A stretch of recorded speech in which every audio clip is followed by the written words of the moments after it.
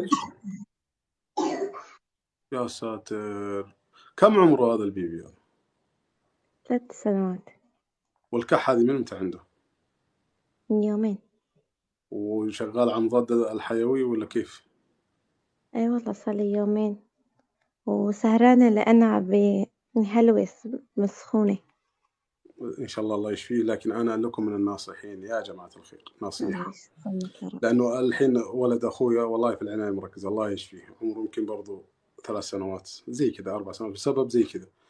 فلذلك الطب جيد والحمد لله متقدم، ولكن الوقاية خير من العلاج. ولعلك يمكن طلعتي هنا عشان كثير يسمع هذا الكلام ويطبق، ويمكن كلكم على البرد هذا عيالكم تعبانين وكحكحتهم وبلاوي زرقاء. فأنا لكم من الناصحين، عليكم بالأشياء البديلة بالنسبة للأطفال. شفتم زيت السمسم؟ زيت السمسم هذا أقوى علاج.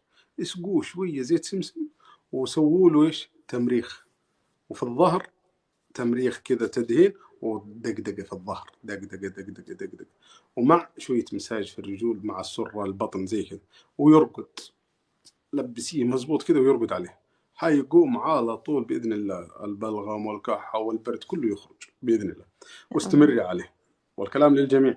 الحاجة الثانية، والله قد علمت ناس والله طلعوا عيالهم حتى من العناية المركزة، كانوا بين حياة وموت بسبب ضيق التنفس والكتمة والأشياء. الأطباء ما يدرون شو يسوون.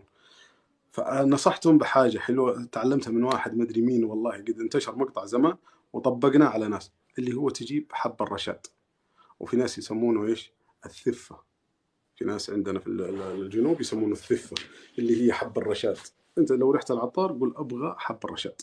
حب الرشاد هذا تاخذ راس الملعقة كذا مزبوط، وتنقعه مع مويه دافئة فاترة عادية، مو حارة ولا باردة. نقعه كذا، بعد ما يتنقع بيطلع زي الزلال كذا، مادة لزجة. صفه واسقى الطفل كذا، مسك فمه بالقوة واسقه، بيدخل في الجسم كله. والله الله يكرمكم ويكرم الملائكة والسامعين، حتشوف بلاوي في الحفاض، حتشوف بلغم، أشياء كثيرة تخرج، ويبدأ الطفل يتنفس خلاص. وأسأل الله الله يجزيك خير من يشافيكم الناس. ويشافي مرضانا ومرضاكم ومرضى المسلمين يا رب العالمين. حب الرشاد آمين. اكتبوه عندكم ووصوا عليه، وابشر بخير.